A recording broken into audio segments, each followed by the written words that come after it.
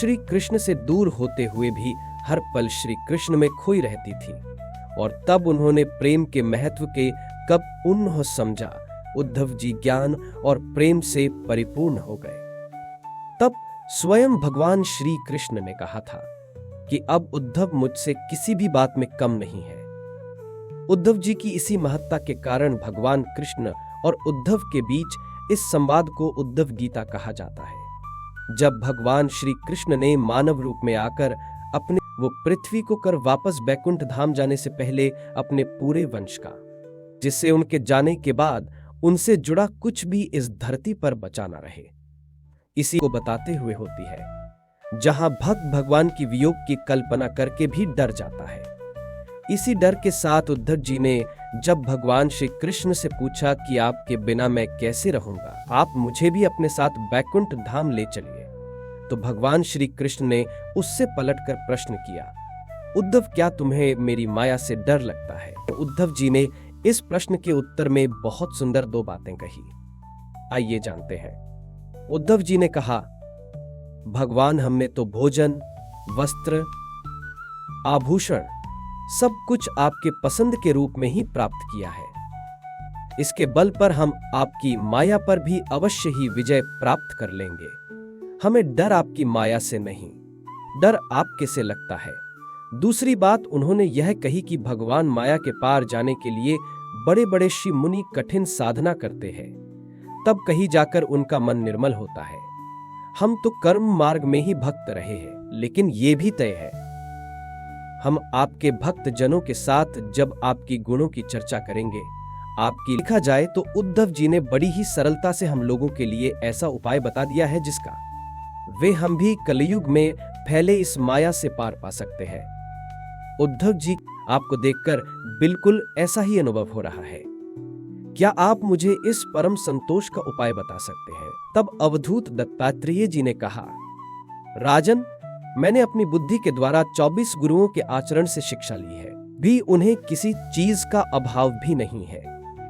उनकी इसी मस्ती को देखकर राजा येदू ने उनसे पूछा, भगवान, संसार के अधिकांश लोग काम और लोभ के दलदल में फंसे हुए हैं, पर आपको देखकर लगता है कि आप पर इसका कोई असर नहीं। जैसे वन में चारों ओर आग लगी हो और कोई हाथी उस आग से छूटकर गंगा जी में जाकर खड़ा हो जाए, आपको देखकर बिल्कुल ऐसा ही अनुभव हो रहा है। क्या आप मुझे इस परम संतोष का उपाय बता सकते हैं? तब अवधूत दत्तात्रेय जी ने कहा, राजन, मैंने अपनी बुद्धि के द्वारा 24 गुरुओं के आचरण से शिक्षा ली है। उनके प्रभाव से ही मैं सभी प्रकार के दुख और संताप से मुक्त हूं।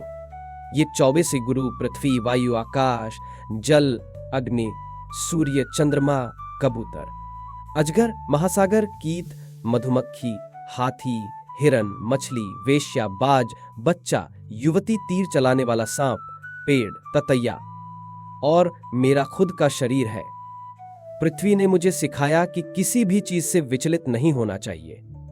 वायु ने सिखाया कि स्वतंत्रता के साथ साथ संतुलन भी बहुत जरूरी होता है। सागर से मैंने शांत रहने का गुण सीखा और कीट यानी कीड़े को जब मैंने जलती हुई लौक की तरफ जाते थे देखा तो मुझे समझ आया कि ऐसी किसी भी चीज का लालच नहीं करना चाहिए जो हमारे लिए हानिकारक हो। इसी तरह जब मैंने मधुमक्खियों को शहद इकट्ठा करते हुए देखा, तब मुझे लगा कि ऐसा शहद इकट्ठा करने का क्या फायदा जिसे बन दिन कोई और आके ले जाता है। देखा जाए तो ज्ञान भी हमारे लिए इस शहद की तरह है। इसीलिए मैंने मधुमक्खियों से सीखा कि मुझे अपने ज्ञान को ऐसे छुपाकर या सहेज कर नहीं रखना चाहिए। बच्चे और पत्नी की ऐसी दिशा देख, कबूतर ने अपनी बुद्धि का उपयोग नहीं किया और इतना ज्यादा भावुक हो गया कि खुद ही जाकर उस जाल में कूद पड़ा। ये देखकर बहेलिया बड़ा खुश हुआ और सबको लेकर चलता बनना है। राजन, इस कहानी से मैंने सीखा कि संग साथ में जो सुख ढूंढता है और कुंभ के भरण पोषण में जो अपनी सारी शुद्ध बुद्ध खो देता है, उसे कभी शांति नहीं मिलती। ऐसा मनुष्य उस कबूतर के समान अपने परिवार के साथ दुख पाता ही रहता है। हे राजन, इंसान का शरीर तो मुक्ति का खुला द्वार है। इसमें अपार क्षमता और अपार संभावनाओं है। इस इंसान के शरीर को पाकर भी जो कबूतर की तरह अपने घर गृहस्थी में ही फंसा रहता है, वही सबसे बड़ा अभागा है।